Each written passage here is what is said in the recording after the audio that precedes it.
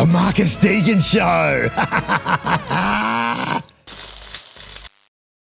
What's the story, guys? Welcome to another episode of the podcast. I'm Marcus Deegan, your host, shooting from Las Vegas, Sin City, the place of bright lights and UFC fights. Thanks for joining us once again for another episode of the podcast.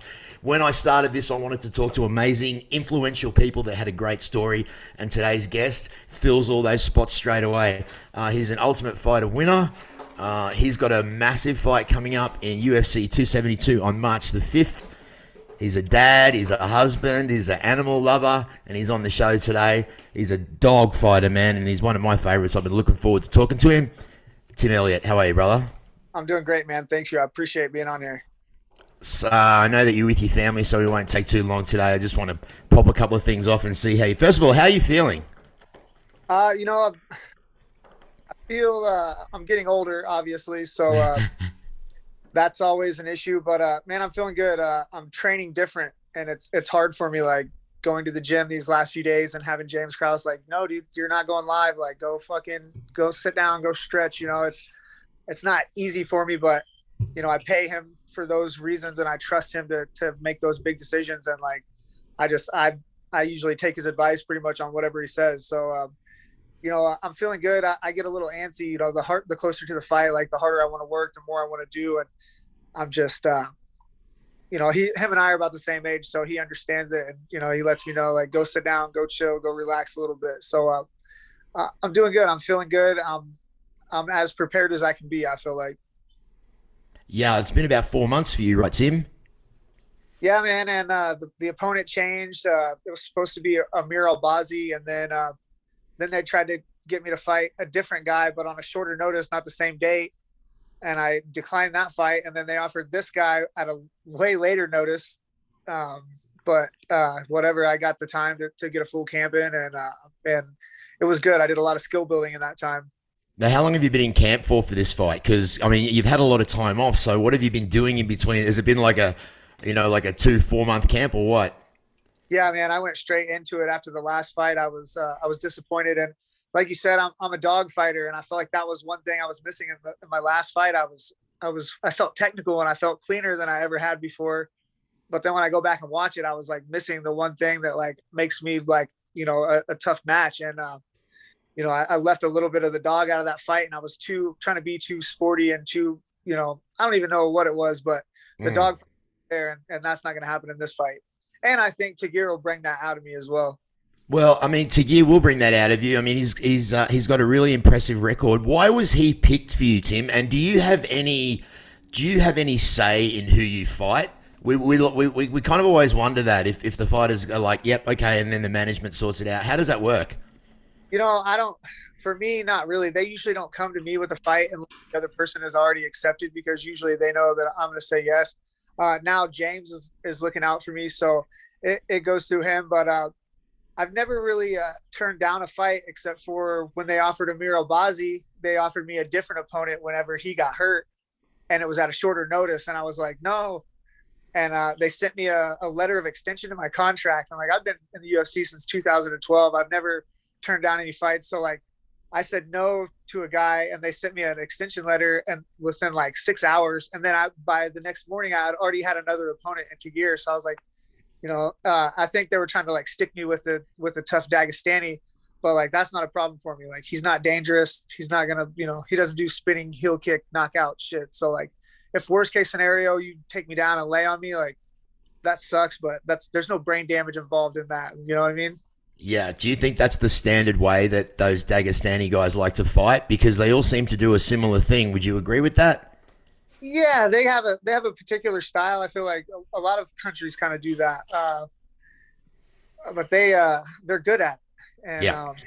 And it's, you know, a lot of people don't like it. For me, I do. I like it. I like somebody being if you're really good at something and you can impose your will on another person, like, anybody can catch somebody in a crazy submission. I've been subbed by kids and girls, but it takes somebody that's really good to take you down and hold your ass down for 5, 10, 15 minutes. So I can appreciate what they do. And, you know, it's, but again, for me, there's not a big danger factor. So let loose on my feet. Like, if I'm, you know, he's not going to knock me out. He hasn't knocked anybody out.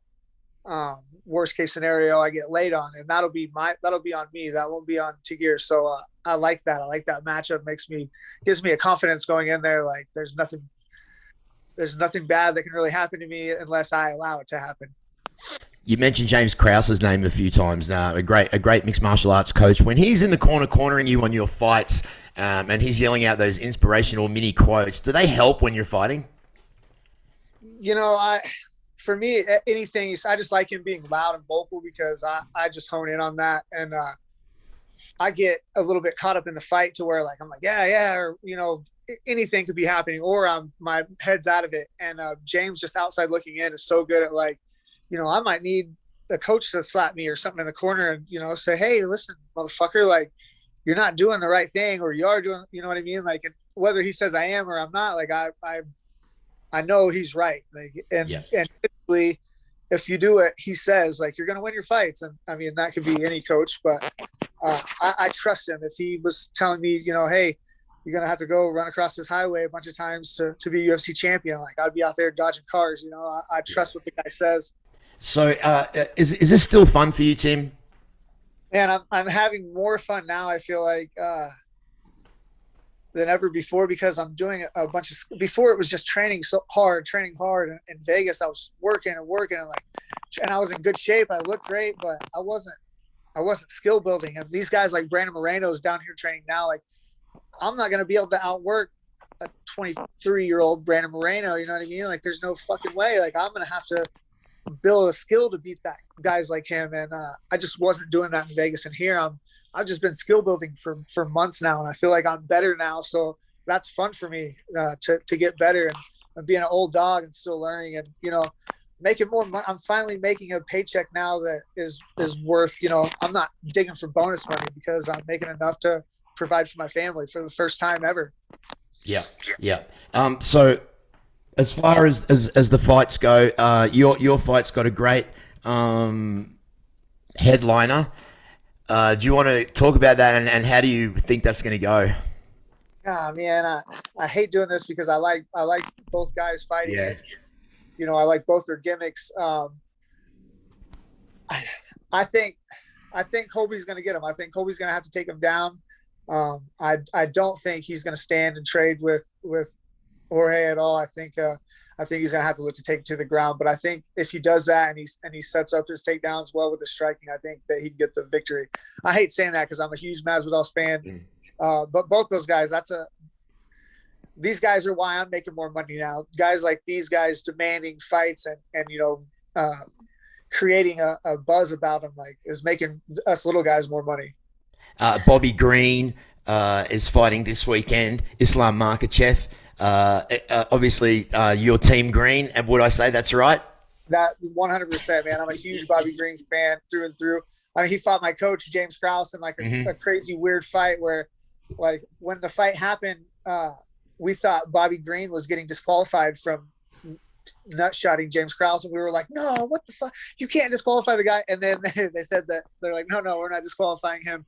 James Krause lost, and then we were like, no, fuck Bobby Green. I'm a huge Bobby Green fan. I love watching him fight, and he's stepping up, and again, he's another one of those guys. He's creating buzz, and people want to see him fight, and guys want to watch him win, guys want to watch him lose. I just love to see him fight, win, lose, or draw. Like, I'm a huge fan. So obviously going Bobby Green on that one. Are you still a fan of fighting? Do you still watch it? Do you watch the bare knuckle? Do you watch the boxing? Do you watch those slap fights? Are you into all kind of combat sports?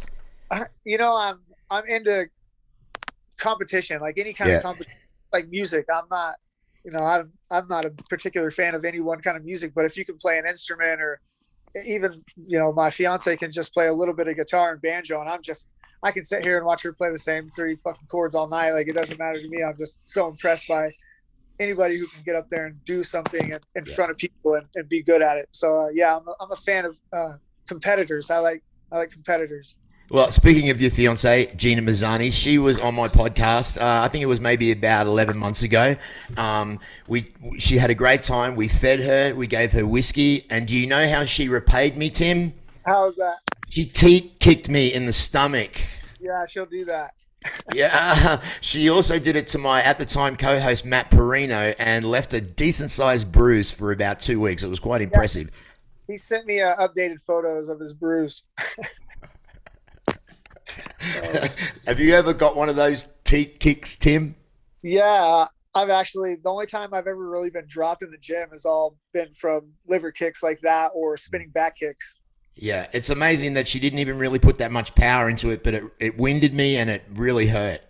She's all goddamn legs, so. Yeah. Well, listen, man, I want to wish you the best of luck. I'm always on your side. You'll hear me screaming here from Las Vegas. Yeah. I like to get all of the athletes in the UFC, the greatest promotion in the world, to maybe give an inspirational quote to someone that maybe needs to hear a kind word or something from an athlete, something to inspire them and maybe get them out of a funk. Is there anything you could say really quickly in wrapping up, Tim? Oh, man.